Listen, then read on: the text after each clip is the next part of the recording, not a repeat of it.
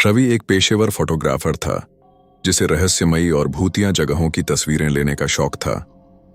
वह अक्सर ऐसी जगहों पर जाता जिनके बारे में डरावनी कहानियां कही जाती थीं।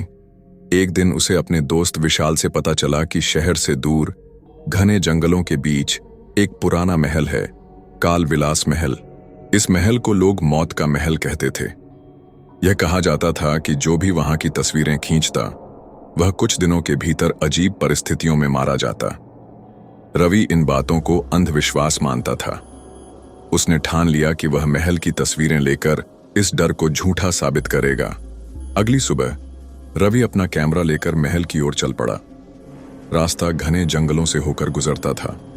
उसकी कार उबड़ खाबड़ रास्तों से होती हुई जब महल के करीब पहुंची तो अचानक इंजन बंद हो गया।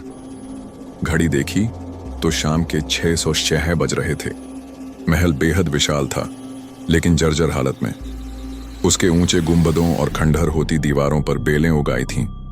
ऐसा लग रहा था जैसे यह महल अब भी कुछ छुपाए हुए था।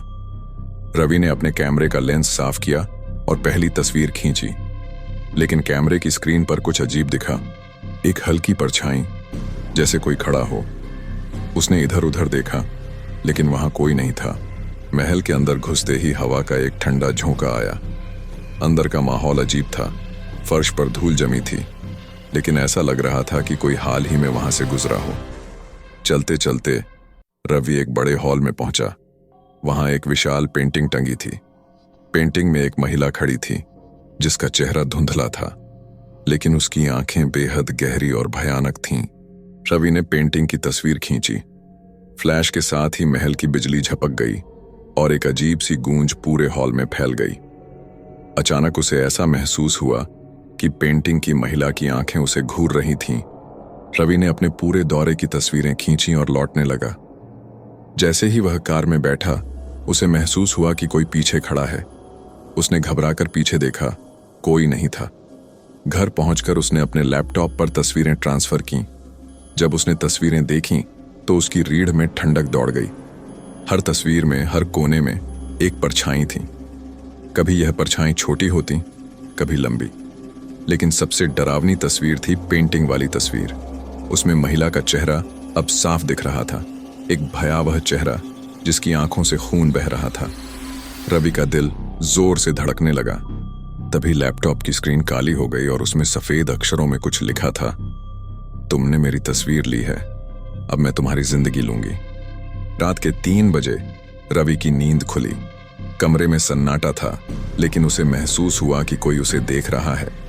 उसने इधर उधर देखा, लेकिन वहां कोई नहीं था। तभी खिड़की के शीशे पर उंगलियों के निशान उभरने लगे, जैसे कोई उसे बाहर से खींचना चाहता हो। अचानक दरवाजा अपने आप बंद हो गया। फिर एक धीमी आवाज आई, रवि ने झटके से मुड़कर देखा। वहां वही महिला खड़ी थी जिसकी तस्वीर उसने खींची थी। उसकी आंखें गहरी काली थीं और वह धीरे धीरे उसकी ओर बढ़ रही थी। रवि चीख पड़ा और कमरे से भागने की कोशिश की, लेकिन उसके पैर जमीन से चिपक गए। महिला और करीब आती गई और अचानक पूरे कमरे में अंधेरा छा गया। सुबह उसके दोस्त विशाल ने दरवाजा खटखटाया, लेकिन कोई जवाब नहीं मिला। जब दरवाजा तोड़ा गया तो कमरे में रवि नहीं था, बस उसकी कैमरा पड़ा था और उसके लैपटॉप की स्क्रीन पर एक नई तस्वीर थी। उस तस्वीर में वही महिला थी, लेकिन इस बार वह रवि का चेहरा पकड़े हुए थी और रवि की आंखें पूरी तरह काली हो चुकी थीं।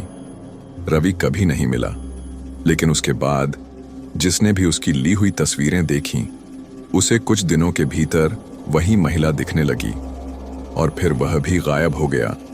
दोस्तों, आपको यह कहानी कैसी लगी हमें कमेंट में जरूर बताएं।